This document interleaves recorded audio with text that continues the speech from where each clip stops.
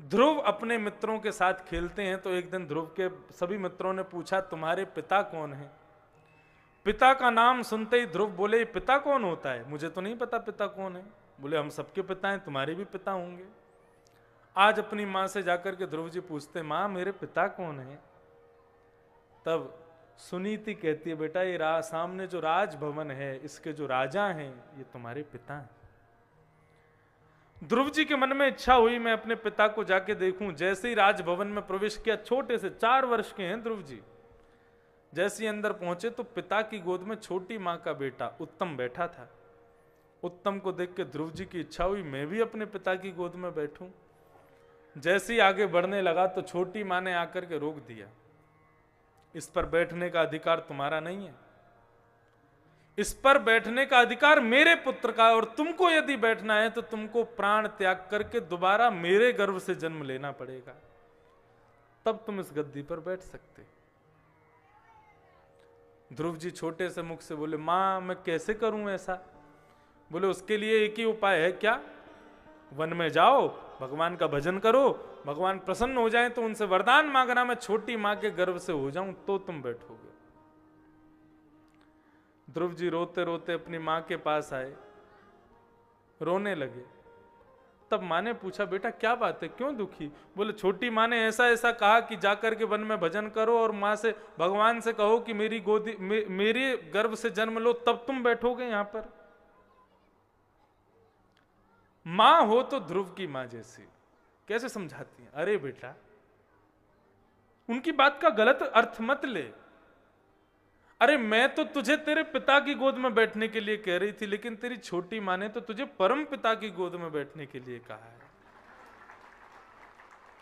ऐसी मां होनी चाहिए जो बालकों को किसी के प्रति भी कभी भी दोष बुद्धि प्रकट ना करवाए। नहीं उनके पास नहीं जाना, वो ऐसे हैं, वो उनके पास नहीं जाना, ऐसे हैं। सबके प्रति प्रेम भाव रखे। ध्रुव जी से उनकी मां ने कहा बेटा तू कल नहीं परसों नहीं, तू आज अभी जा वन में, और वन में जाकर के भगवत प्राप्ति कर ले।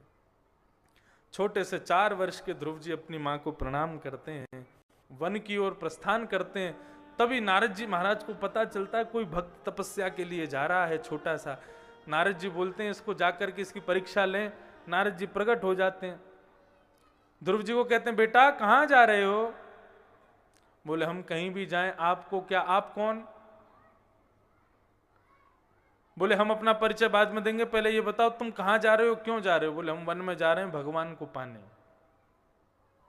बोले वन में भगवान नहीं रहता, शेर चीता भालू ये सब रहते हैं, तुम्हारे जैसे बालकों को फाड़ देते हैं, खा जाते हैं, चलो जाओ घर जाओ, मां के पास रहो।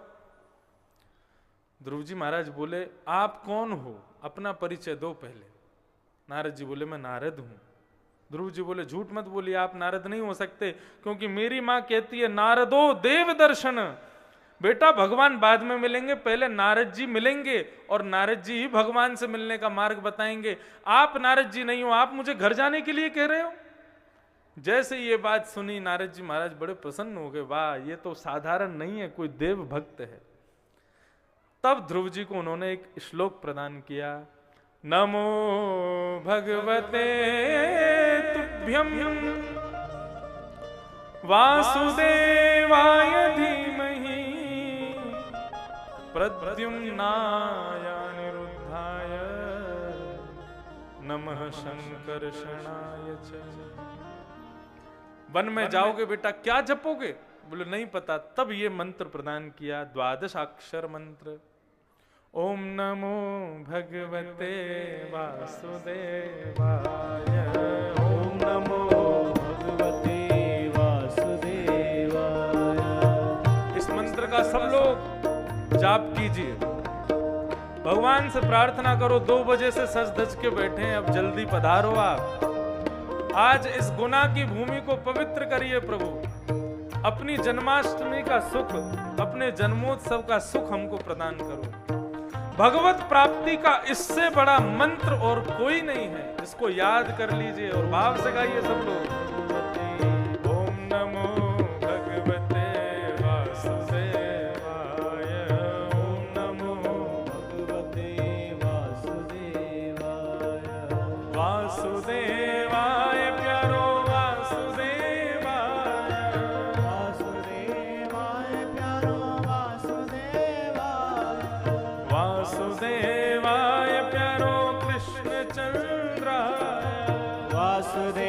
वासुदेवाय प्यारो कृष्ण चंद्राय। ओम नमो भगवते वासुदेवाय। ओम नमो भगवते वासुदेवाय। ओम नमो भगवते वासुदेवाय। ओम नमो भगवते वासुदेवाय।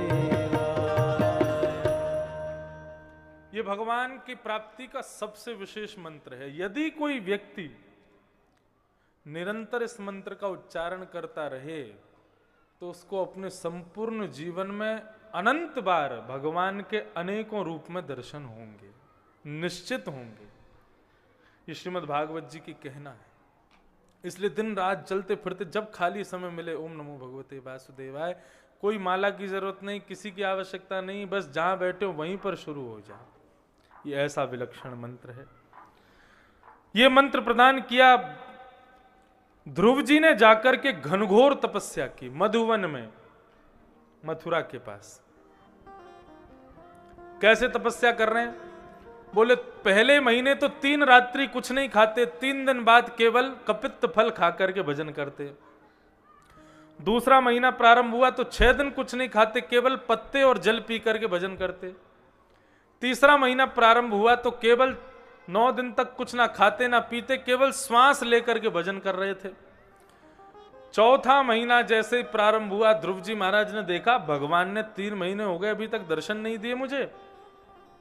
तुरंत अपने बाम चरण को ऊपर उठा करके दाहिने चरण के घुटने से छुपाया, दोनों भुजाओं को ऊपर करके हाथों को जोड़ करके अपनी श्वास को केवल एक बार लिया भीतर और फिर 1 महीने तक अपनी श्वास को बाहर ही नहीं आने दिया।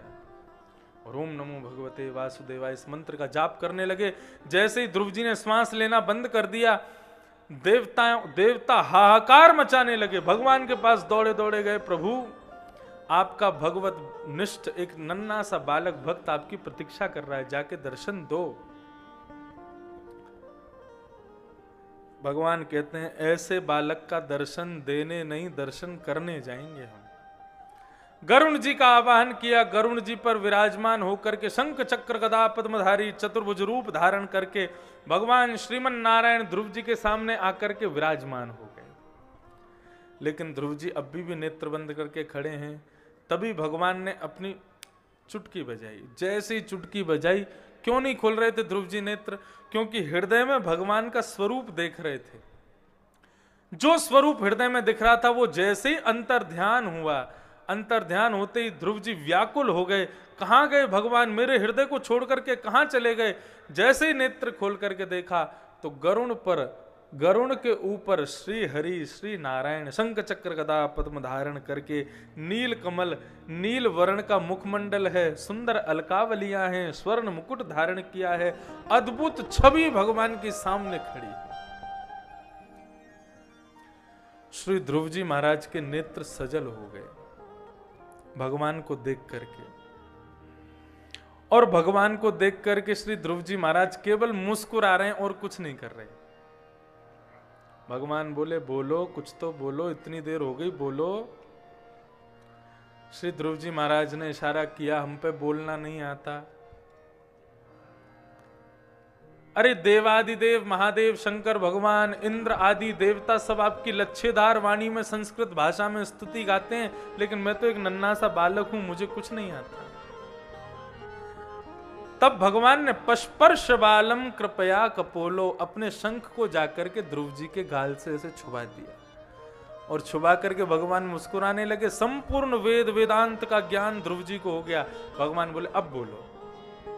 और ध्रुव जी महाराज ने नेत्र बंद करके प्रणाम करते हुए और स्तुति गाना प्रारंभ किया।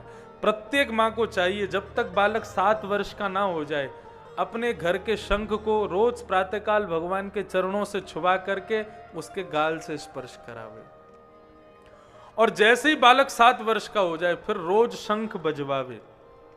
मनुस्मृति में महाराज मनु कहते हैं, जिस घर के बालकों के नेत्र सुबह के घंटे घड़ियाल और शंखनाद सुनकर के आंख खुलती हैं, ऐसे घर में सदैव लक्ष्मी निवास करती है। जिन घर के बालकों को गाली गलौज दे के मार पीट के उठाना पड़ता है, ऐसे घर में लक्ष्मी नहीं रहती।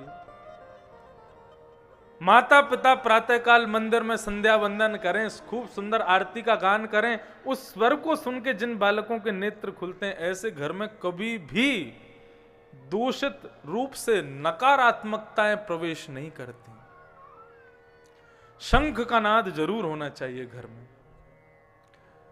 जैसे ही भगवान ने शंख छुपाया, ध्रुव जी को पूरा ज्ञान हो गया। ध्रुव जी ने स्तुति गाना प्रारंभ किया।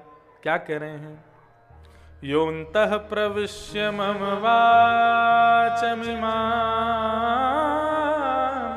प्रसूक्तां संजीवयत्यखिल शक्तिधर स्वधाम्ना अन्यांश्च हस्तचरण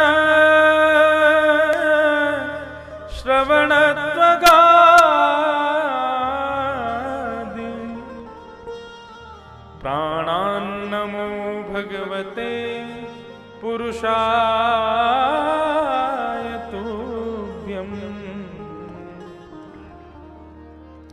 प्रभु, मेरी प्रत्येक इंद्रिय को शक्ति आपने प्रदान की। आंखों को देखने की शक्ति आपने दी, कानों को सुनने की शक्ति आपने, जीभ को बोलने की शक्ति आपने, त्वचा को ग्रहण की शक्ति आपने, पैरों को चलने की शक्ति, हाथों को लिखने की शक्ति।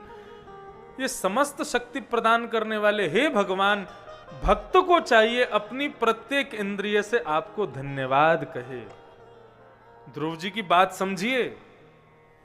ध्रुव जी कह रहे हैं आंख भगवान ने देखने के लिए दी, तो इन आंखों से भगवान के तीर्थों का साल में कभी कभी दर्शन करके इन आंखों से धन्यवाद कहो कि आपने हमको आंख दी है प्रभु, हम इन आंखों से आपको देखेंगे। कानों से भगवान की कथा सुनकर के कानों से धन्यवाद करो। अपनी प्रत्येक इंद्रिय से जैसे धन्यवाद कर सको भगवान को धन्यवाद करना चाहिए। भगवान बोले ध्रुव जी से अब कुछ मांग लो तुम, हम आए हैं इतनी दूर से तुम्हारे लिए। ध्रुव जी कहते हैं वचन दो, जो मांगूंगा सो दोगे। भगवान बोला ये वचन भरवाने वाले भक्त कुछ ऐसा मांगते हैं कि जो देने में मैं डरता हूं। क्या चाहिए बताओ? तब ध्रुव जी महाराज क्या कह रहे हैं, अद्भुत बात कि भक्ति मुहुः प्रवहतां त्वयि मे प्रसंगो भूयादनन्तमहतां मलाशयानां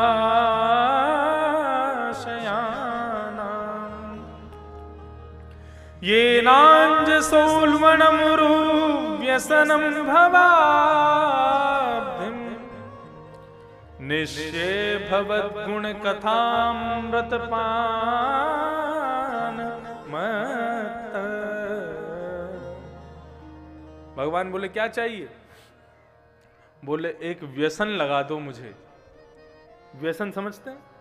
एक नशा लगा दो। यहां पर स्पष्ट लिखा है। श्री ध्रुव जी महाराज कहते हैं मुरु व्यसनम भवाब्धिम, एक मेरे को व्यसन लग जाए। बोले कैसा व्यसन चाहिए? बोले मुझे आप नहीं चाहिए, मुझे आपकी प्राप्ति नहीं करनी। तो बोले किसकी प्राप्ति करनी है? बोले आपकी सुंदर सुंदर कथा सुनाने वाले, आपकी सुंदर सत्संग सुनाने वाले भगवत भक्तों की चरणों में और उनके सुंदर गुणानुवादों को सुनने का नशा मुझे लग जाए और उस नशा को पी पी करके मैं आपको याद करते करते तड़पता रहूं। बस ऐसी कृपा मुझ पर कर दो।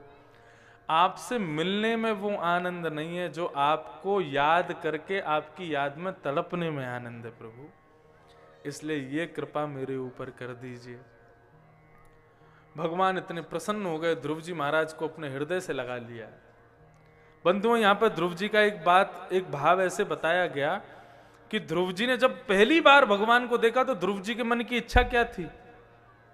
बोले ध्रुव जी के मन में ये इच्छा हो रही थी कि मैं भगवान की गोद में चढ़ करके इनके सुंदर सुंदर रसगुल्ला जैसे गालों को खा जाऊं। ऐसे सुंदर भगवान लग रहे हैं। ये बात मैं क्यों कह रहा हूं? क्योंकि जब रास की कथा शुरू हुई तो परीक्षित जी महाराज ने प्रश्न किया ये गोपियां भगवान को काम भावना से क्यों बचती हैं?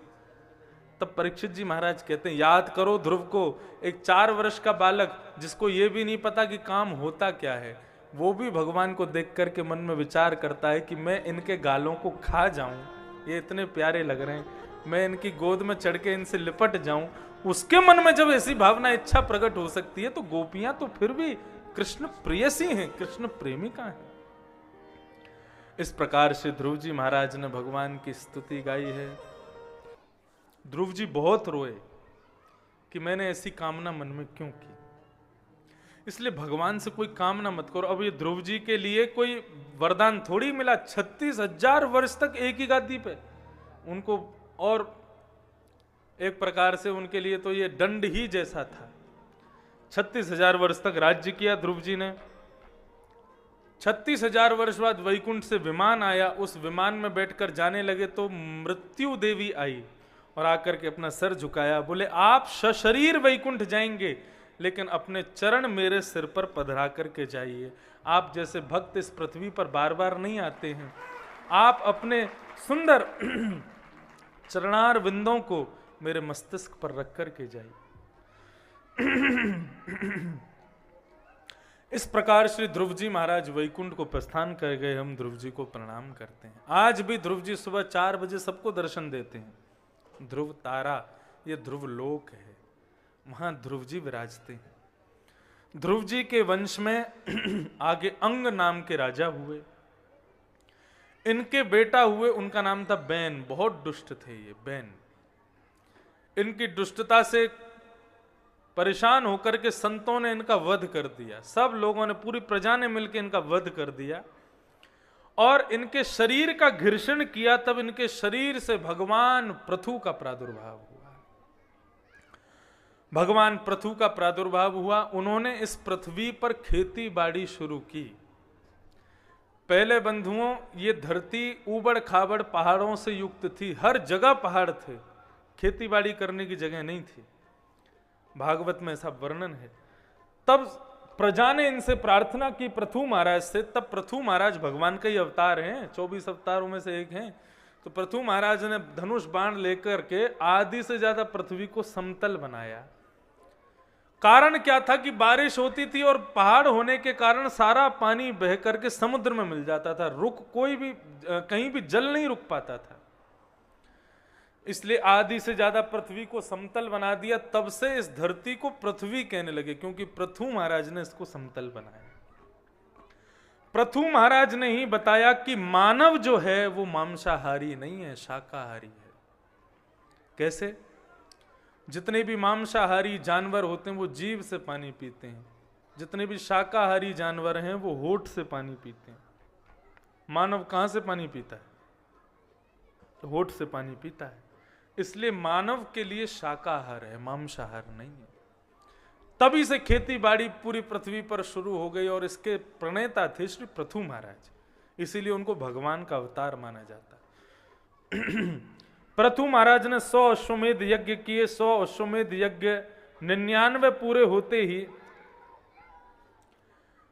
इंद्र उनका एक अश्व चुरा करके भाग जाता। 100 यज्ञ पूरे नहीं हो पाते तो क्रोध में भर करके उन्होंने इंद्र को शाप दे दिया। भगवान इंद्र के साथ पहुंचे, पृथु महाराज को दर्शन दिया और उनका क्रोध शांत किया। ऐसे पृथु महाराज ने भगवान की सुंदर स्तुति गाई और भगवान से वरदान में क्या मांगा? बोले मेरे जितने रोए हैं उतने रोयों की जगह मेरे को श्रवण की शक्ति प्राप्त हो जाए। भगवान बोले मतलब? बोले 2 कान आपकी कथा के लिए बहुत कम है, मैं रोम रोम से आपकी कथा सुनना चाहता हूं, ऐसी कृपा मुझ पर कर दो। पृथु महाराज के इस भाव से भगवान बड़े प्रसन्न हो गए। पृथु महाराज का संपूर्ण वंश बताया गया, किस प्रकार इनके वंश में क्या क्या हुए। उसी प्रकार आगे प्रियव्रत राजा की कथा बताई गई, जिन्होंने इस पृथ्वी को 7 द्वीप और 7 समुद्रों में परिणत कर दिया। ऐसे प्रियव्रत राजा को प्रणाम करते हुए आगे ऋषभदेव भगवान की कथा आई। ऋषभदेव भगवान के 100 पुत्र हुए, जिनमें सबसे बड़े पुत्र भरत। यही भरत अपने अगले जन्म में हिरण बने और उसके अगले जन्म में जड़ भरत बने। तो जड़ भरत जी का मिलना हुआ रघुगण के साथ में। बहुत सुंदर प्रसंग है। अभी 3 दिन कथा और है, यदि कभी अवसर मिलेगा तो मैं जड़ भरत प्रसंगों को कल या परसों में सुनाऊंगा।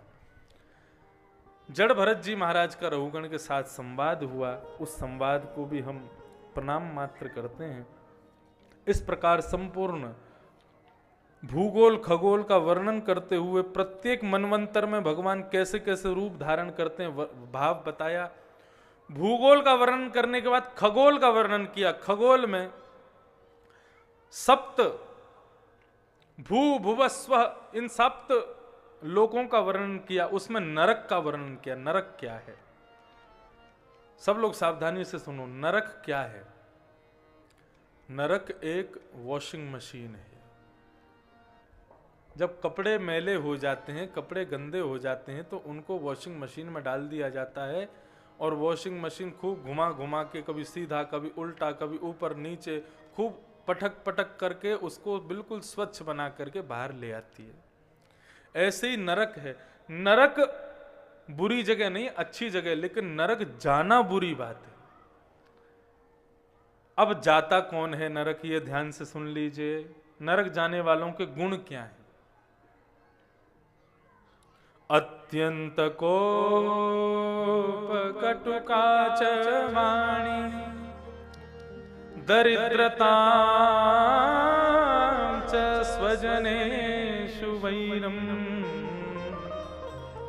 नीच प्रसंग कुलहीन सेवा चिन्हानि देहे नरकं गतानां। नरक जाने वालों के चिन्ह क्या हैं? सावधानी से सुनो। सबसे पहला, अत्यंत कोप, भयंकर गुस्सा। यह नरक जाने वाले का पहला लक्षण है। दूसरा लक्षण, कटुकाच वाणी, बहुत गंदी भाषा बोलना। यह भी नरक जाने वाले के लक्षण है। पहला अत्यंत कोप, दूसरा कटुकाच वाणी, तीसरा दरिद्रतांच। दरिद्र किसको कहते हैं? जितना मिल रहा है उसमें संतोष नहीं करेगा। ये भी मिल जाए, ये भी मेरा हो जाए, ये गाड़ी भी मेरी हो जाए, ये घर भी मेरा हो जाए, इसकी जमीन हड़प लूं, ये ले लूं, वो ले लूं। इस प्रकार से सदैव जिसका दिमाग घूमता रहता उसको दरिद्र कहते हैं। दरिद्र व्यक्ति भी नरक जाता है। स्वजनेषु वैरम, अपने माता पिता से बैर करने वाला बेटा भी नरक जाता है। नीच प्रसंग, मदिरापान भक्ष भक्ष खाने वाले लोगों का जो संग करता है, उनसे जो मित्रता करता है, वो लोग तो जाएंगे ही जाएंगे, उनसे मित्रता करने वाला भी जाएगा। हम तो डूबेंगे सनम, तुमको भी ले डूबेंगे। वो खुद तो नरक जाएंगे ही जाएंगे, लेकिन उनसे किसी ने मित्रता की तो वो भी नरक जाएंगे। नीच प्रसंग कुलहीन सेवा, जो अपने माता पिता का सगा नहीं है, ऐसे व्यक्ति की जो सेवा करते हैं। आओ, तुमको आश्रय, तुमको घर से निकाल दिया, तुम हमारे घर आ जाओ, तुम हमारे यहां रह लो, ऐसे व्यक्ति की सेवा करने वाले भी नरक जाते हैं। चिन्हानि देहे नरकम गतानाम, ये नरक जाने वालों के लक्षण हैं। यमराज जी से यमदूतों ने पूछा कि नरक पकड़ करके किसको नहीं लाना है, ये बता दो। बोले जो दिन भर में 3 काम करते हैं उनको कभी नरक नहीं लेके आना। कौन कौन से 3 काम? कि जिह्वा न वक्ति भगवत गुण नाम ध्येयम् चेतश्चन स्मरति तच्चरणारविन्दम् कृष्णाय नो नमति यत्सर एकदापि। 3 काम। पहला, जिसकी जीभ भगवान का नाम नहीं गाती, जिसकी जीभ दिन भर में भगवान का नाम नहीं गाती, जिसका चित्त पूरे दिन में भगवान का स्मरण नहीं करता, जिसका सर भगवान के चरणों में नहीं झुकता, ऐसे व्यक्ति को पकड़ करके नरक ले आना। इसलिए दिन भर में 3 काम जरूर कीजिए। पहला, उठते ही सबसे पहले मुख से भगवत नाम गुणानुवाद कीजिए। दूसरा, स्नान ध्यान करके भगवान के सामने आरती पूजा करने के बाद नेत्र बंद करके उसी छवि को ध्यान हृदय में देखिए। और तीसरा, जितनी बार भगवान का नाम कहा जाए उतनी बार आंख बंद करके प्रणाम कीजिए, सर झुका करके।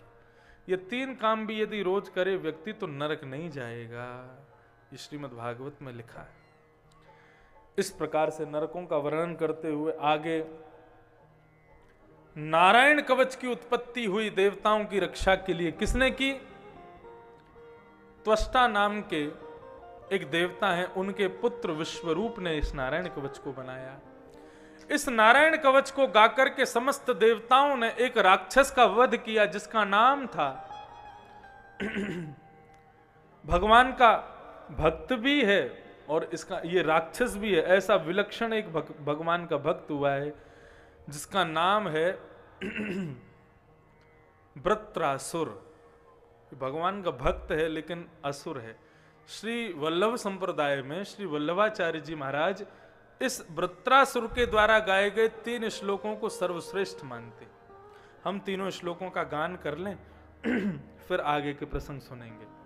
वृत्रासुर भगवान की क्या स्तुति कर रहा है, सावधानी से सुनिएगा।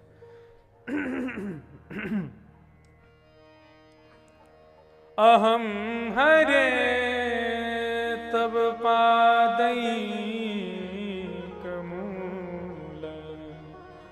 दासानुदासो भवतास्मि भूय मनस्मरेता सुपतेर्गुणास्ते गृणीतवा कर्म करोतु काया। रणभूमि में खड़ा होकर के अपने शत्रुओं के सामने वृत्रासुर भगवान की स्तुति गाता है। भगवान प्रकट हो गए। भगवान बोले क्या चाहिए वृत्रासुर? तब भगवान से कहता है मुझे आप नहीं चाहिए। भगवान बोले जिसको देखो यही कहता है मुझे आप नहीं चाहिए, क्या चाहिए? बोले दासानुदासो भवतास्मि भूयः, आपके चरणों के जो दास हैं, उनके चरणों के जो दास हैं, उनके चरणों का दास मेरे को बना दीजिए। ऐसी कृपा मुझ पे कर, मुझे आपका दास नहीं बनना, मुझे आपके चरणों के चरणों का दास बनना है। भगवान बोले क्यों? बोले मैंने देखा था जब गजेंद्र ने आपको पुकारा था तो आपने आकर के गजेंद्र का उद्धार बाद में किया। पहले गजेंद्र के पैरों को अपने मुख में लेकर के बैठे हुए उस ग्राह का उद्धार पहले किया। और प्रभु संसार का भी यही नियम है, पिता अपने पुत्र से उतना प्रेम नहीं करता जितना अपने नाती से प्रेम करता है। ठीक उसी प्रकार मैं आपका भक्त बनूंगा, मुझे वो प्रेम नहीं मिलेगा, आपके भक्तों का भक्त मिलूंगा तो अथाह प्रेम मिलेगा। ऐसी भगवान की स्तुति, अद्भुत स्तुति गाई वृत्रासुर ने।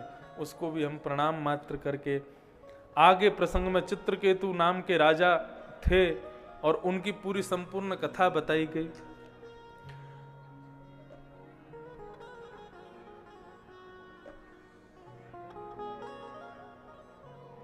हिरण्यकश्यप सतयुग के एक दैत्य हैं और इनके घर में भगवान के परम भक्त प्रहलाद का अवतरण हुआ। इस कथा का दृष्टांत सुनाया गया।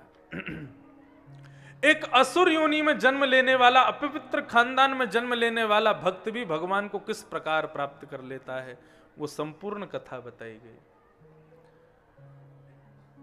हिरण्यकश्यप हिमालय पर भजन करने के लिए गया, ब्रह्मा जी से प्रसन्न हो गए। ब्रह्मा जी ने वरदान मांगने को कहा तो कहा कि मैं अमर हो जाऊं, ऐसा कर दो। ब्रह्मा जी ने कहा अमर मैं खुद नहीं हूं, तुझको कहां से बनाऊं, ये वरदान मैं नहीं दे सकता। तब हिरण्यकश्यप ने बहुत सारे वरदान मांगे, ना ऊपर मरूं, ना नीचे मरूं, ना अंदर मरूं, ना बाहर मरूं। इस प्रकार से सारे वरदान मांगता गया, सब पर तथास्तु कहते गए। ब्रह्मा जी ने कहा कि सब तुम्हारे वर पूरे हो जाएंगे। लौट करके वापस घर आया तो देखा कि अब छोटा सा बालक एक खेल रहा है। तब आकर के पूछता ये बालक कौन है? बोले आपका सबसे छोटा पुत्र प्रहलाद। प्रहलाद को अपने दानव विश्वविद्यालय में पढ़ने के लिए भेजते हैं। लेकिन श्री प्रहलाद जी महाराज जब अपनी मातृ गर्भ में थे तब श्री नारद जी महाराज ने आकर के इनकी मां को श्रीमद् भागवत की कथा सुनाई, जिसके कारण से इनके अंदर बचपन से ही भगवत भक्ति के लक्षण थे। दैत्य कुल के जन्मे, दैत्य बालकों के बीच में रहते हैं, विद्यालय पढ़ने जाते हैं, दैत्यों की विद्या पढ़ते हैं, लेकिन फिर भी भगवान के भक्त हैं प्रहलाद। 1 वर्ष पढ़ने के बाद लौट करके अपने पिता के पास आए तो पिता ने पूछा बेटा कोई अच्छी बात बताओ, क्या पढ़ा तुमने? बोले पिताजी जो मुझे अच्छी लगती है वो बताऊं? बोले बताओ। अब ये तो उसको अच्छा मानते थे जो नारद जी ने पढ़ाया, तो अपने पिता की गोद में बैठ करके कहने लगे, तत्साधु मन्ये असुरवर्य देहिना सदा समुद्विग्न धियाम सद्ग्रहात् हित्वात्मपातं ग्रहमन्धकूपम् वनम गतो यद्धरिमाश्रयेत। अद्भुत कथा है प्रहलाद की, सावधानी से सुनो। पिताजी, हे असुरवर्य, आप कहते हैं कोई अच्छी बात बताओ। मेरे हृदय की अच्छी बात यही है कि संसार एक अंधा कुआं है और मानव कौन है? बोले मानव भेड़ है, भेड़ चाल चल रहा है। भेड़ चाल कैसी होती है? भेड़ जब चलती हैं तो एक दूसरे के पीछे चलती हैं। आगे वाली भेड़ यदि कुएं में कूद गई तो बाकी सारी भी कूद जाएंगी। चाहे उनके आगे तुम कितना भी बड़ी दीवार खरीद कर लो, उसको फलांग के कूद जाएंगे, लेकिन कूद जाएंगे। ऐसी होती हैं भेड़। तो श्री प्रहलाद जी महाराज कह रहे हैं कि मानव भी ऐसा ही है। वो जानता है कि संसार अंधा कुआं है, यहां पर करोड़पति अरब खरबपति बनने के बाद भी जाना तो अर्थी पर ही पड़ता है। सबको दिखाई देता है कि हमारी अंतिम गति क्या है, लेकिन फिर भी उस अंतिम गति को सुधारने का कोई प्रयत्न नहीं करता। पिताजी, मैं तो यही कहूंगा कि जैसे समय आवे नजदीक, व्यक्ति को अपना घर छोड़ करके वनम गतः। अब यहां वनम गतः का मतलब क्या है?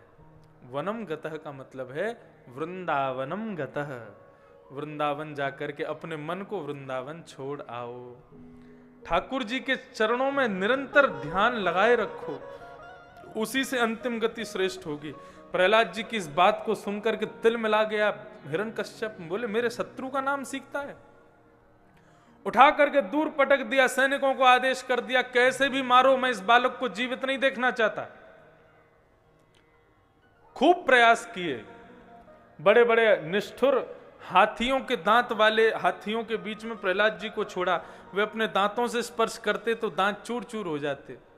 भयंकर विषैले सर्पों के बीच में रखा, लेकिन वहां बैठ करके भी प्रहलाद जी कीर्तन करते तो उनके विषैले सर्प भी कीर्तन करने लग जाते। पहाड़ पर से फेंका तो भगवान ने रक्षा कर ली। हर प्रकार होलिका भुआ ने आकर के जलाने का प्रयास किया, वहां पर भी बच गए। हर प्रकार से बच गए श्री प्रहलाद जी महाराज। तभी इनके पिता ने निर्णय किया कि इसको पुनः विद्यालय भेज दिया जाए। बड़े गुरु शुक्राचार्य जी महाराज आएंगे, वही इसका प्रणय बताएंगे कि कैसे मरेगा ये। श्री प्रहलाद जी महाराज विद्यालय गए। अवकाश था, अपने समस्त बालकों को लेकर के बैठे और बोले भाई चलो आज एक गेम खेलते हैं, आज एक खेल खेलते हैं। बोले कैसा खेल? बोले तुम लोग जो खेल खेलते हो एक बार शुरू होता है खत्म हो जाता है, लेकिन मेरा खेल एक बार शुरू होता है, इसमें फिर खत्म कुछ नहीं होता। और सबसे बड़ी बात, विजय सबकी होती है, कोई हारता नहीं है। बोले क्या नाम है इस खेल का? बोले इस खेल का नाम है कीर्तन। अच्छा, अब असुर बालक हैं, उनको क्या पता कीर्तन क्या है। बोले इस कीर्तन में सामग्री क्या प्रयोग होती है? बोले पहला मंजीरा और दूसरा मृदंग। आप मजीरा मजीरा बोलोगे तो राम जी बोलेगा। मजीरा मजीरा मजी राम जी राम जी राम जी राम जी राम जी। मजीरा मजीरा बोलो, राम जी अपने आप उत्पन्न होता उसके नाम से। ऐसे ही मृदंग है। मृदंग की जो तान होती है, धिक्तान धिक्तान धिगेतान, वो कहता है कि जो भगवान का कीर्तन नहीं करता उसको धिक्कार है, धिक्कार है, धिक्कार है। ऐसे मंजीरा और मृदंग के साथ में श्री प्रहलाद जी महाराज ने कीर्तन करना शुरू किया है। हरि शरणम हरि शरणम हरि शरणम हरि शरणम हरि शरणं हरि शरणं हरि शरणं हरि शरणं हरि शरणम हरि शरणम हरि शरणं हरि शरणं हरि शरणम हरि शरणम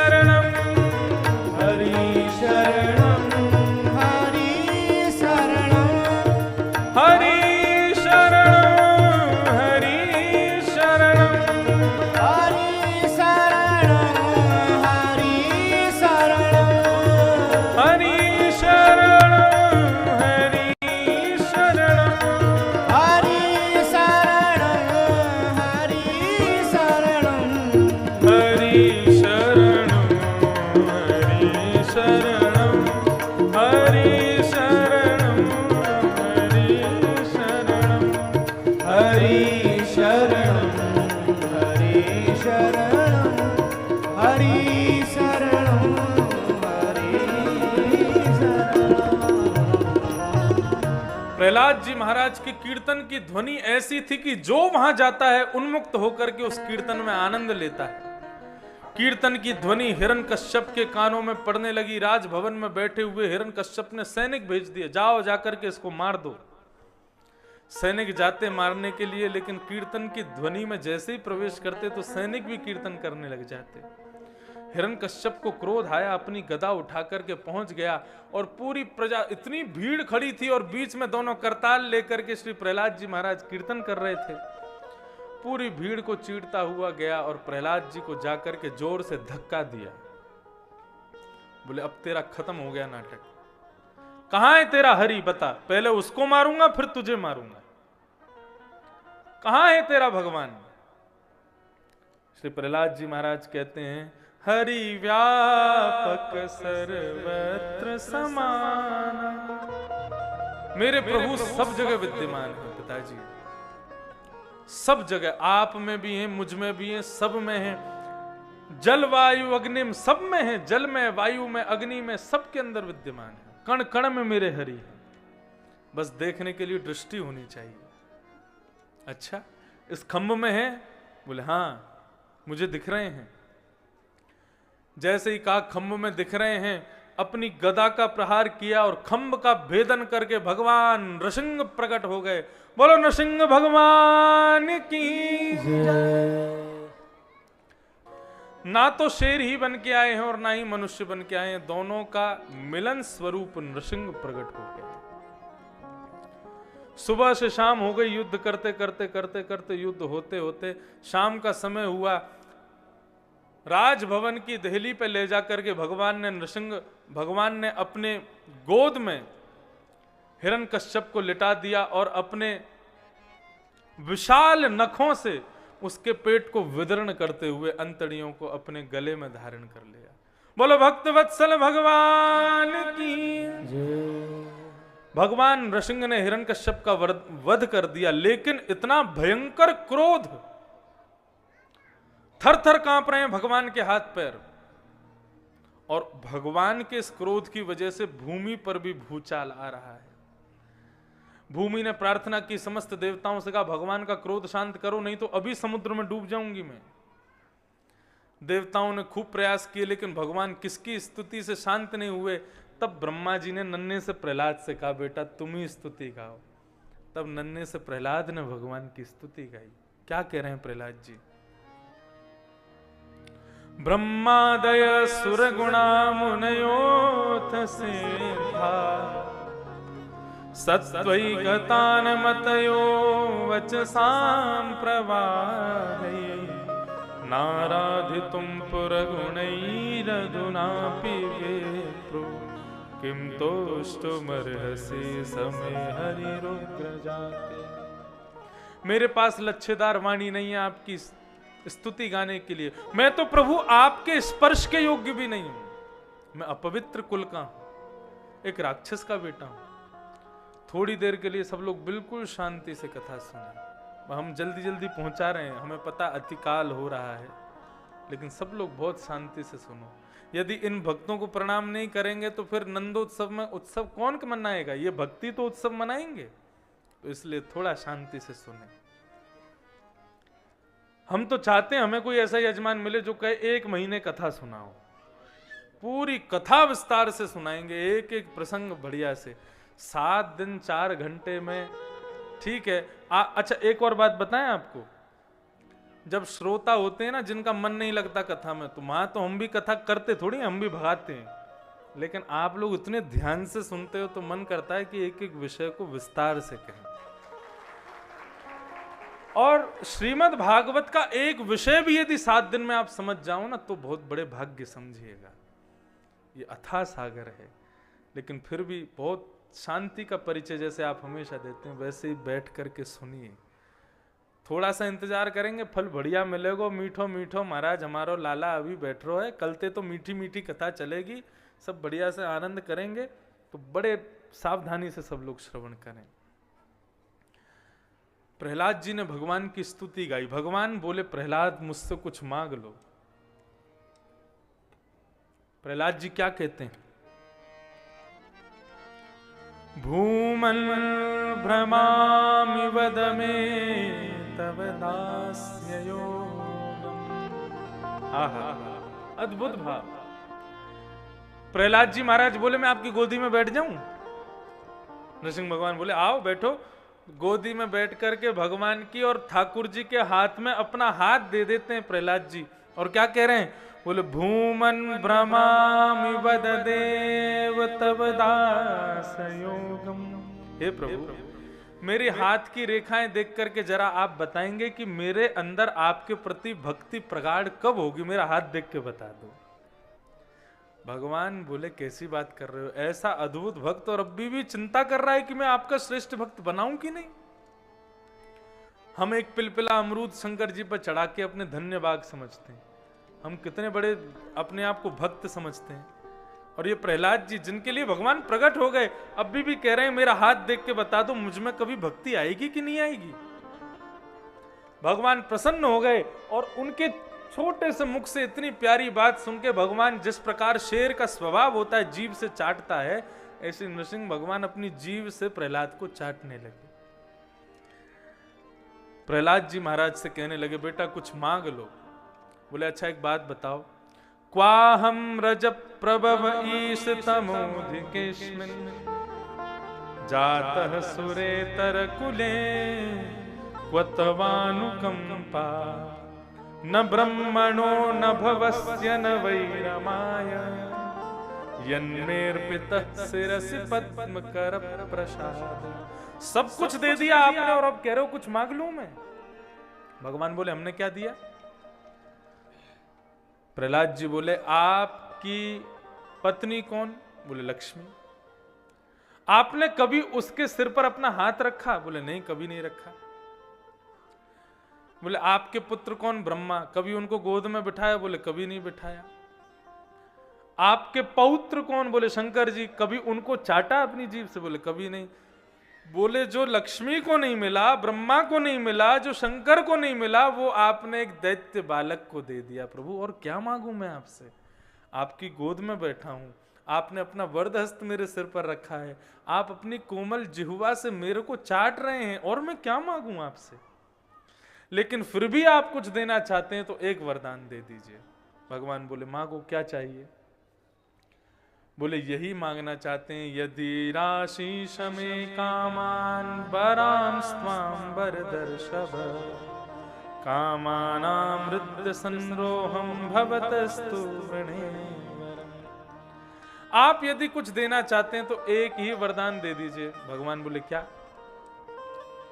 प्रहलाद जी बोले कि मेरे अंदर आपके सामने आकर के आपसे कभी कुछ मांगने की इच्छा ही प्रकट ना हो, ऐसा वरदान मुझे दे दीजिए। मैं आपसे कभी कुछ ना मांगूं, आपसे मांगूं तो आपको मांगूं, और कुछ नहीं चाहिए।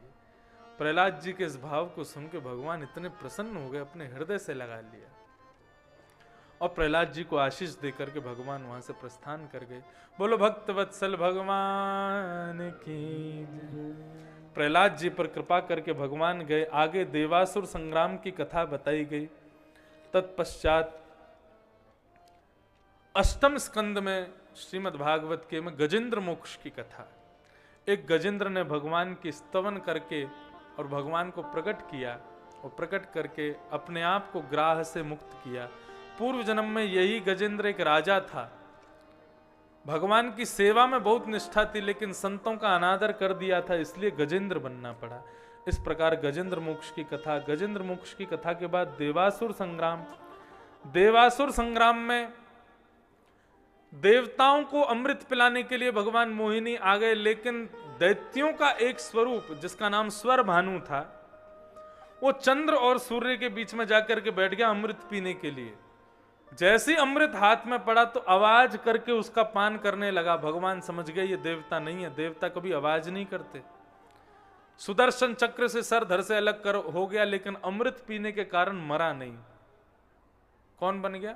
राहु और केतु।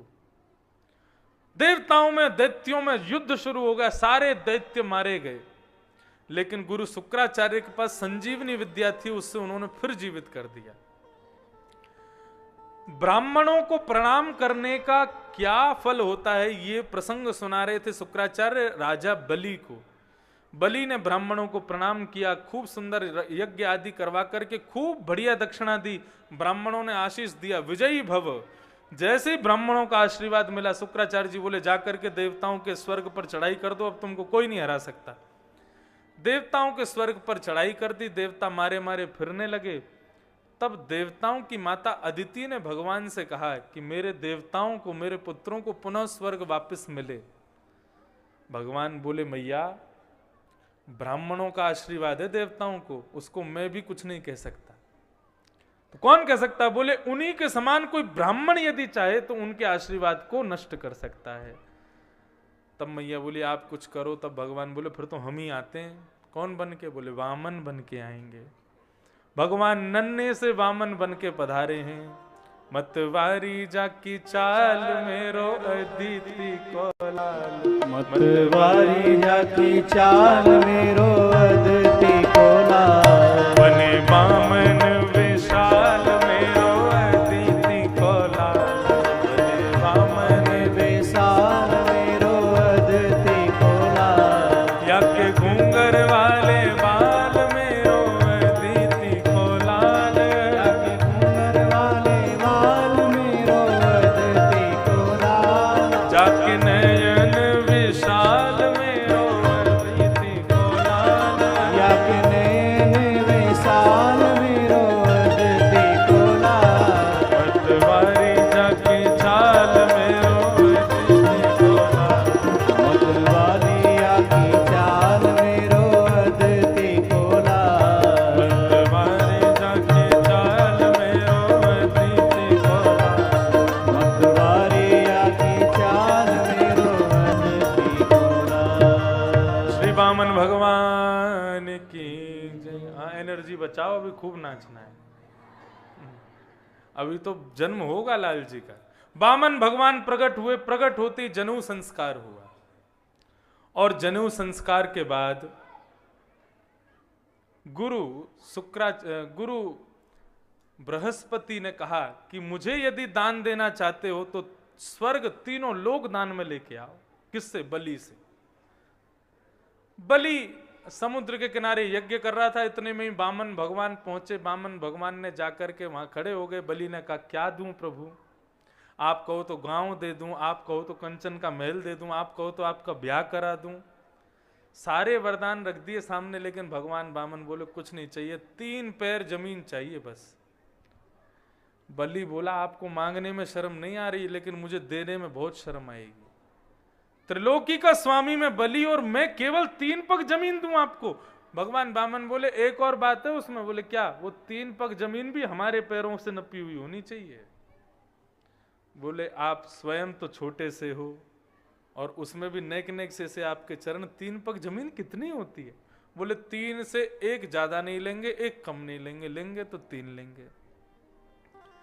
जैसे ही संकल्प लेने लगा, शुक्राचार्य जी पहचान को बोले कि यजमान देवे और ब्राह्मण मना करे, ऐसा कभी नहीं हो सकता। और यहां यजमान ने सारे द्वार खोल दिए, ब्राह्मण मना कर रहा है नहीं चाहिए। दिव्य दृष्टि से देखा तो बोले ये ना बामन है ना त्रेपन है, साक्षात भगवान है ये। बोले यदि तूने 3 पग जमीन देने का संकल्प कर दिया, ये विराट होकर के 2 पैर से तीनों लोगों को नाप लेंगे, और तीसरा पग देने के लिए तेरे पास कुछ नहीं बचेगा, और संकल्प यदि पूरा नहीं किया गया नरक जाना पड़ेगा। बलि ने तुरंत गुरु के चरणों में प्रणाम किया। यदि ये भगवान है, यदि ये ब्राह्मण है तो 3 से ज्यादा लेंगे नहीं, और यदि ये भगवान है तो सब कुछ लेके चले जाएं, मुझे कोई हर्जा नहीं है। और जाकर के जैसे ही संकल्प दिया है, संकल्प लेकर के 3 पग जमीन का संकल्प जैसे ही दिया, संकल्प पूरा होते ही भगवान वामन ने विशाल रूप धारण किया। विराट रूप धारण करके एक पैर से दो लोगों को, दूसरे पैर से तीसरे लोग को नाप लिया। और कहने लगे, बलि हमने 2 पैर से तीनों लोक नाप लिए, अब तीसरा पैर मैं कहां रखूं? तूने 3 पैर जमीन का वरदान दिया था मुझे, बता, नहीं तो अभी नाग आकर के तेरे को बंदी बना करके नरक ले जाएगा। बलि मुस्कुराने लगा, बोले प्रभु संपत्ति को आपने नाप लिया, संपत्ति का मालिक अभी बैठा है, तीसरा पैर मेरे सिर पर रख दीजिए। जैसे ही ये बात कही भगवान तो महाराज वहीं पर छोटे से फिर से बन गए और बलि को अपने हृदय से लगा लिया। बोले आज हम तुम्हारी इस भक्ति से बिल्कुल प्रसन्न हो गए हैं, बताओ क्या चाहिए? बोले कुछ नहीं चाहिए, बस अब आपकी भक्ति चाहिए, जब जब अपने महल से बाहर निकलूं और महल में भीतर जाऊं तब आपका दर्शन करूं। भगवान बोले सीधे बोलो, हम तुम्हारे द्वारपाल बन जाएं? बोले यही समझ लो। तो भगवान बलि के द्वारपाल बन के खड़े हो गए। लक्ष्मी मैया को चिंता हुई, मेरे पति को द्वारपाल बना दिया, तो रूप बदल करके बलि के पास आई और आकर के कहने लगी, बलि महाराज मैं एक बिना भाई की बहन हूं, भाई खोज रही हूं। बलि बोले अरे बढ़िया, हमारी भी कोई बहन नहीं है, हम तुमको ही बना लेते हैं, लाओ रक्षा सूत्र बांधो। उसी दिन रक्षाबंधन, लक्ष्मी जी ने रक्षा सूत्र बांधा और उसके बदले में कहा कि भैया आप हमको क्या दोगे? बोले जो तुम मांगोगे सो देंगे। बोले अपने द्वारपाल से हमारा ब्याह करा दो। बलि बोला ये द्वारपाल नहीं है, साक्षात नारायण है। तभी वो अपने रूप में प्रकट हो गई, तो मैं भी तो साक्षात लक्ष्मी हूं।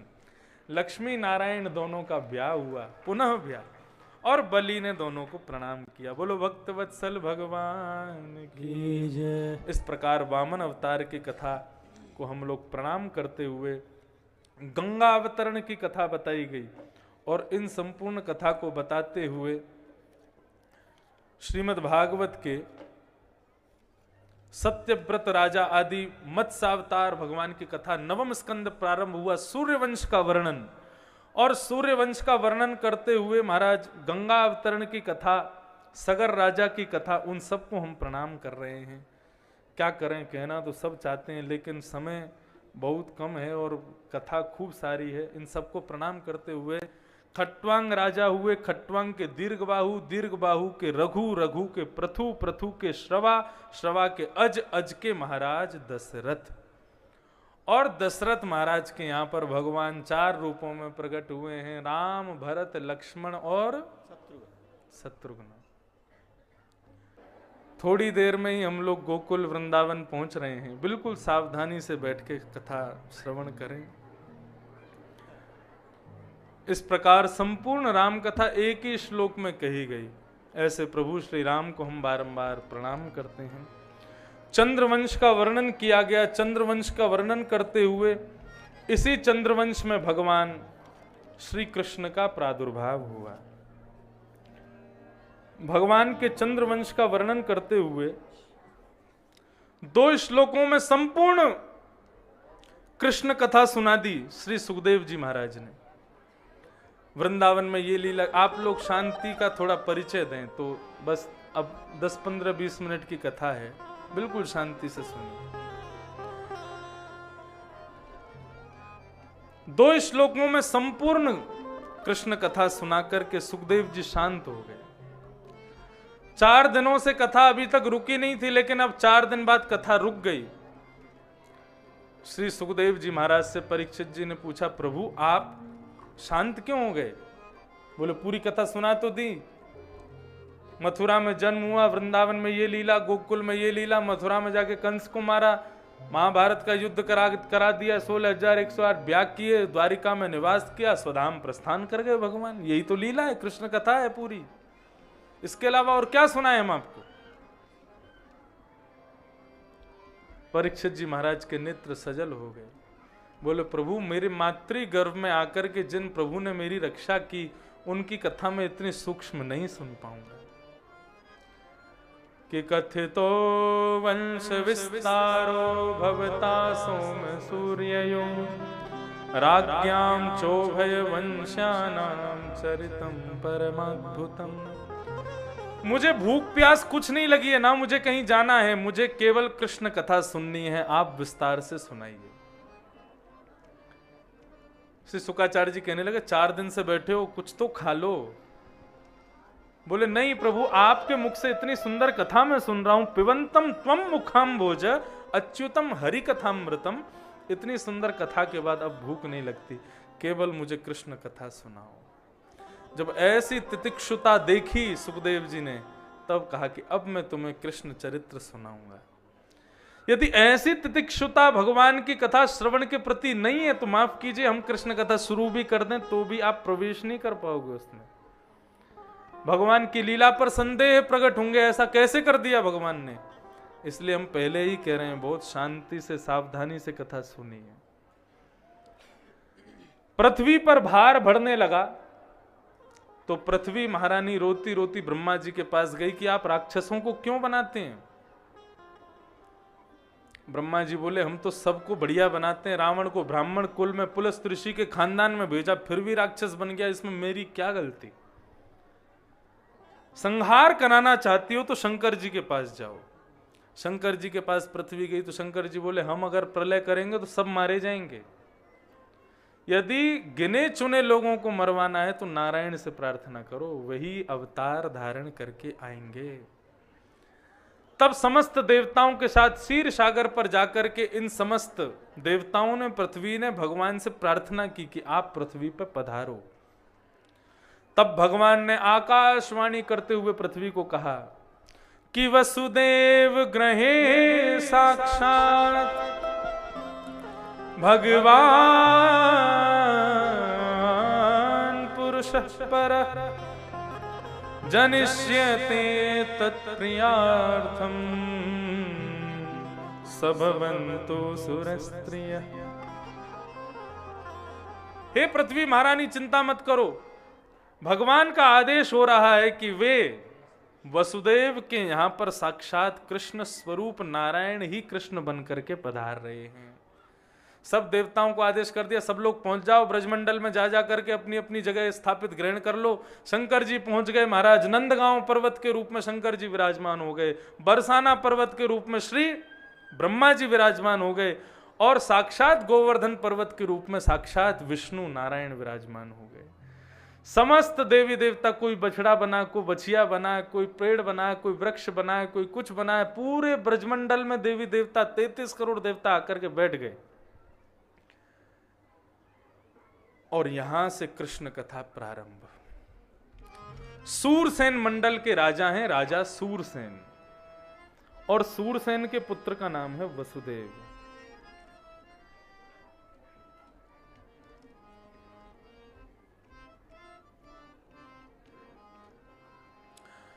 सूरसेन मंडल के राजा हैं राजा सूरसेन, और सूरसेन के पुत्र का नाम है वसुदेव। मथुरा के राजा उग्रसेन, उग्रसेन के पुत्र का नाम कंस, और उग्रसेन की बहन देवक की बेटी का नाम देवकी। मतलब कंस के चाचा की बेटी देवकी का ब्याह हुआ किससे? वसुदेव जी के साथ। कंस ने खूब बढ़िया विधि विधान से अपनी बहन का ब्याह किया। विदा करने के लिए जा रहा था, देवताओं को लगने लगा अगर ये सुधर गया तो कहीं भगवान अपना आना पोस्टपोन नहीं कर दें, इसको बिगाड़ो।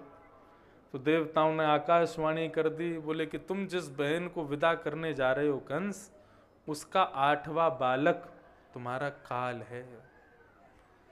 अपने काल का परिचय सुनते ही महाराज तिल मिला गया। कंस बोले मैं बहन को ही नहीं रहने दूंगा तो काल कहां से जन्म लेगा। अपनी बहन के केश पकड़ करके तलवार निकाल के जैसे ही सर धड़ से अलग करने को हुआ, तभी वसुदेव जी ने चरण पकड़ लिए, बोले इसको मत मारो, इसके पुत्रों से तुमको भय है। मैं वचन देता हूं प्रत्येक पुत्र को तुम्हें देता जाऊंगा, तुम इसका वध मत करो। लोग क्या कहेंगे अपनी बहन को मार दिया। अरे कंस, पाप की गणना में बाल हत्या और स्त्री हत्या सबसे बड़ी हत्या, सबसे बड़े पाप है, इनसे कभी भगवान भी क्षमा नहीं करते, ऐसा मत करो। कंस ने कहा ठीक है तुम्हारे वचन पर मैं छोड़ देता हूं, लेकिन मुझे प्रत्येक बालक चाहिए। वसुदेव जी ने कहा जो आज्ञा।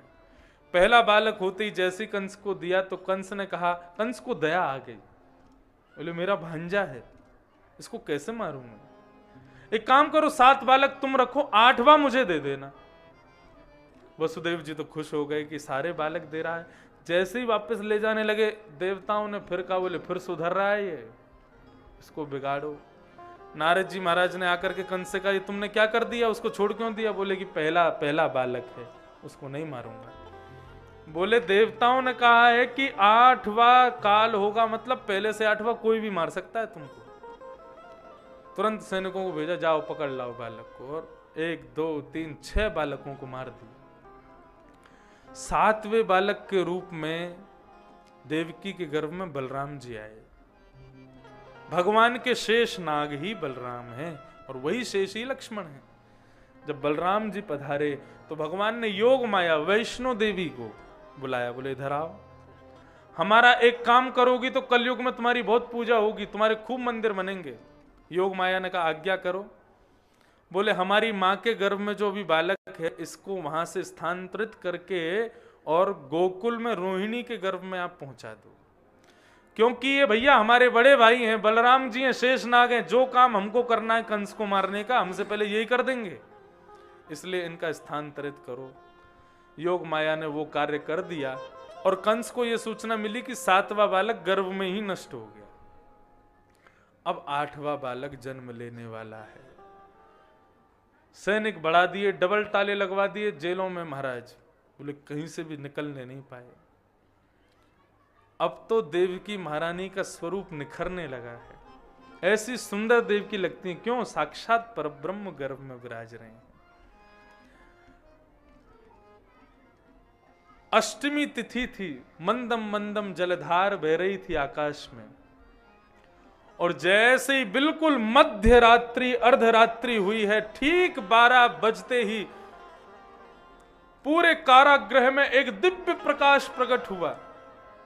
पूरी मथुरा नगरी सोई है, कंस सोए हैं, सब सोए हैं, किसी को भी दिखाई नहीं दे रहा, सब सो रहे हैं, केवल वसुदेव और देवकी जागे हैं। तभी एक प्रकाश प्रकट हुआ और उस प्रकाश पुंज के मध्य में शंख चक्र गदा पद्मधारी श्रीमन नारायण भगवान बाल स्वरूप में सामने प्रकट हो गए।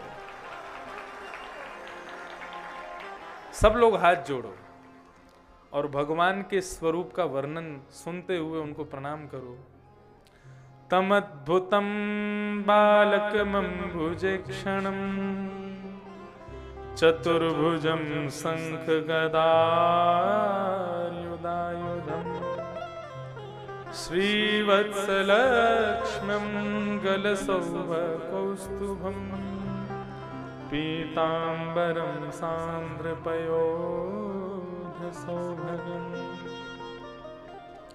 एक अद्भुत बालक का जन्म हुआ। बालक होगा तो अद्भुत नहीं होगा, अद्भुत होगा तो बालक नहीं होगा, लेकिन ये अद्भुत बालक है। कैसा? बोले 4 भुजा वाला, और जन्म से ही शंख चक्र गदा पद्म लेकर के प्रकट हुआ है। गले में कौस्तुभ मणि है, सिर पर मुकुट है, पीतांबरी। ऐसे कौन बालक आता है? यदि किसी बालक का इस प्रकार जन्म हो जाए तो डॉक्टर वगैरह सब भाग जाएंगे देख के, ये कैसा बालक है? अद्भुत बालक। उनको देख करके देवकी मैया वसुदेव जी ने प्रणाम किया, और प्रणाम करते हुए मैया ने कहा, प्रभु आप पुत्र बन के आने वाले थे, लेकिन आप तो परब्रह्म रूप में पधारे हो। भगवान बोले, मैया ये कंस मामा जन्म लेते ही बालकों को मार देता है, तो हम सब आयुध संग लेके आए, जैसे ही आएगा इसका सर धड़ से अलग कर देंगे। देवकी ने चरण पकड़े, बोले मुझे आज तक बालक को गोद में खिलाने का सुख क्या होता है, मुझे आज तक अनुभव नहीं हुआ। पयोधर से दुग्ध पीने का सुख क्या होता है, पयोधर से दुग्ध पिलाने का सुख बालक को क्या होता है, मुझे नहीं पता। लेकिन यदि वो सुख आप यदि मुझे प्रदान करेंगे तो मैं धन्य भाग्य हो जाएंगे मेरे। भगवान बोले, मैया आपके आज्ञा से हम छोटे तो बन जाएंगे, लेकिन फिर हमको दोबारा से ब्रह्म बनने में समय लगेगा, तो फिर पूरी लीला करनी पड़ेगी। बोले कैसी लीला? बोले आपके यहाँ अभी हम थोड़ी देर रुक करके फिर हमको आप ले जाना वृंदावन, गोकुल। और गोकुल में अभी अभी नंदरानी यशोदा उन्होंने एक बालिका को जन्म दिया है, वहां मुझको सुला देना, उस बालिका को ला करके कंस को दे देना। वो कोई और नहीं, वैष्णो देवी मैया है। हम फिर भैया 11 वर्ष 56 दिन पूरे ब्रज में रहेंगे, माखन मिश्री खाके बढ़िया सुंदर तगड़े होकर के, गोपियों के साथ में रास रचा के, ग्वाल बालों के साथ प्रेम पा करके, और समस्त ब्रज के प्रेम में ओतप्रोत होकर के 11 वर्ष की उम्र में फिर आएंगे, तब महाराज कंस को मार के तब आपको मुक्त करेंगे, मंजूर हो तो बताओ। लेकिन ठाकुर जी को बाल स्वरूप में देखने की ऐसी इच्छा, उन्होंने कहा मंजूर है, लेकिन आप कीजिए शिशु लीला, छोटे से बन जाओ। ठाकुर जी ने तुरंत अपने चतुर्भुज अंतर ध्यान कर दिए, नन्हे से बालक बन करके, और सबसे पहले देवकी की गोद में बैठ करके ठाकुर जी ने उनके स्तन का पान किया, दुग्ध पिया। तत्पश्चात वसुदेव जी ने कहा, प्रभु हाथों में हथकड़ियां, पैरों में बेड़ियां कैसे ले जाऊंगा मैं? इतने सैनिक भार से। बोले कोई कुछ नहीं कहेगा, जीव जब मेरा आश्रय लेता है तो सारे बंधन खुद उसको छोड़ देते हैं। तुम मेरा आश्रय लेके तो देखो। जैसे ही भगवान को गोद में उठाया, हथकड़ियां खुल गई, पैरों की बेड़ियां खुल गई, चमत्कार होने लगा। सारे सैनिक सोए हैं, एक एक करके सारे ताले टूटते चले गए, कारागृह के सारे दरवाजे खुल गए, और एक डलिया में लेकर के श्री वसुदेव जी महाराज गोकुल की ओर जा रहे हैं। मंदम मंदम जलधारा बह रही है, देवता सब आनंद कर रहे हैं। महाराज मंदिरागिरी चंदन की सुगंधी को अपने अंदर विस्तार करके पवन बह रही है, और भगवान गोकुल की ओर प्रस्थान कर रहे हैं। ठाकुर जी को लेकर के श्री वसुदेव जी, भैया सब लोग, जो भी सामर सिंगा परिवार के लोग, सब यहाँ लोगों को शांत करके बैठा दो, और थोड़ी देर बस कथा, फिर हम लोग उत्सव मनाएंगे। अभी बैठ जाएं, सब लोग बैठ जाएं। नंद भवन पहुंच गए ठाकुर जी। ठाकुर जी को जाकर के सुला दिया नंदरानी यशोदा के बगल में, और नन्ही सी बालिका को लेकर के श्री वसुदेव जी महाराज वापस मथुरा को आ गए। कंस को पता चला जैसे ही कि भाई अष्टम बालक ने जन्म ले लिया है, तुरंत दौड़े दौड़े गए और जाकर के उस बालिका को लेकर के पत्थर पर जैसे ही फेंकने लगे, अष्टभुजी देवी भद्रकाली के रूप में प्रकट हो गई। सब लोग बिल्कुल सावधानी का परिचय, बिल्कुल शांति से सब लोग जहां हैं वहीं बैठ जाओ। 2 मिनट हम लोग नंदगांव तो पहुंच जाएं, उसके बाद में उत्सव मनाएंगे। सब लोग बैठो अभी, हाँ बिल्कुल शांत हो जाइए सब लोग।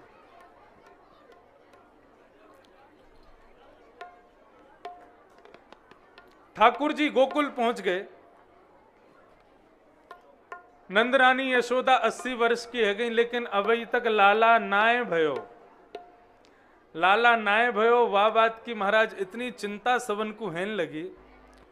खूब ब्रजवासी जमाए, खूब ब्राह्मण जमाए, लेकिन अब सबन को लगन लगी कि भैया नंदरानी के लाला होएगो। ब्रजभाषा समझ में आ रही है सबके? नंदरानी के लाला होएगो, या बात को सुनकर के महाराज आज सवेरे सवेरे को समय, लेकिन नंदरानी अभी तक उठी नहीं। नंदा सुनंदा दोनों उनकी ननद गई, और जाकर के देखो तो नंदरानी यशोदा के बगल में छोटो सो एक बालक सोयो है। लेकिन लाला है कि लाली ये कोई को नहीं पतो। क्यों?